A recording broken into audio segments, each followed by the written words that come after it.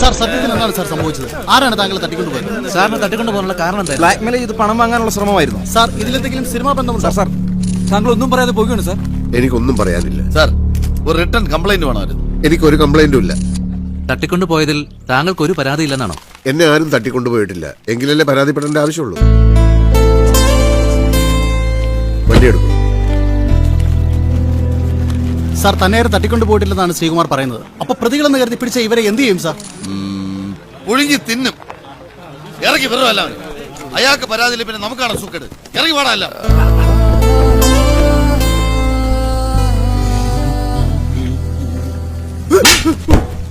നിന്റെയൊക്കെ ഇളി ഞാൻ മാറ്റി തരാടാ.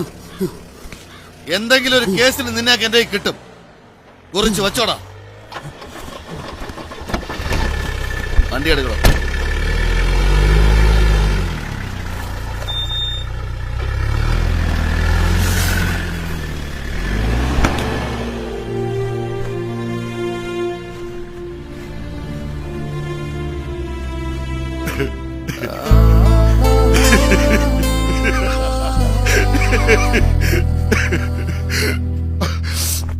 ഇതാ ഞങ്ങളുടെ പ്ലാൻ.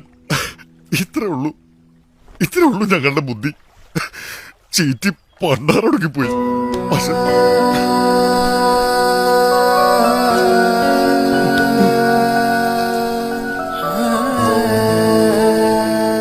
മാഷ് കണ്ട് പഠിച്ചതല്ലേ. വിശക്കുമ്പോ തിന്നണം, കിടക്കുമ്പോ ഉറങ്ങണം. അത്രേ ഉള്ളൂ ഞങ്ങൾ. മാഷയുടെ ആഗ്രഹമൊന്നും നടത്തിത്തരാൻ ഞങ്ങൾക്ക് പറ്റൂല. നിങ്ങ പെട്ട പാടൊക്കെ മുകളിലിരിക്കുന്നവൻ കാണുന്നുണ്ട്.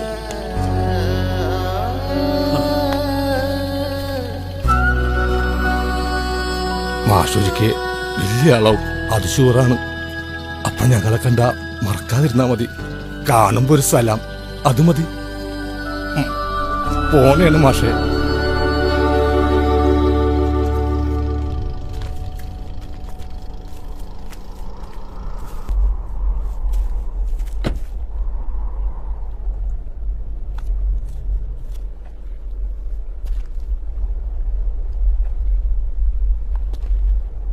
ചിലപ്പോൾ കഥയും കഥാപാത്രങ്ങളും അന്വേഷിച്ച് ഞങ്ങൾ സിനിമക്കാർ ദിവസങ്ങളും ദൂരങ്ങളും സഞ്ചരിക്കാറുണ്ട്. മറ്റു ചിലപ്പോൾ കഥാപാത്രങ്ങൾ അപ്രതീക്ഷിതമായി നമ്മുടെ മുമ്പിലേക്കെത്തും. ചാക്കിൽ കെട്ടി ദൂരേക്ക് വലിച്ചെറിഞ്ഞ വളർത്തുപൂച്ചയെപ്പോലെ താൻ എന്നെ വീണ്ടും കണ്ടുമുട്ടിയതുപോലെ. സാർ, 1000-ൽ 1-2 പേർക്കാണ് അഭിനയിക്കാനുള്ള കഴിവ് കിട്ടുക. അതിലെത്ര പേർ നടന്മാരാകാറുണ്ട്? അവരിൽ ആരൊക്കെ സിനിമയിൽ എത്തിപ്പെടുമെന്നും എത്തുന്നവരിൽ എത്ര പേർ നിലനിൽക്കുമെന്നും ആർക്കാണ് പറയാനാവുക? മോഹൻ, നിങ്ങളുടെ ജീവിതം ഒരു സിനിമാ കഥ പോലെയാണ്.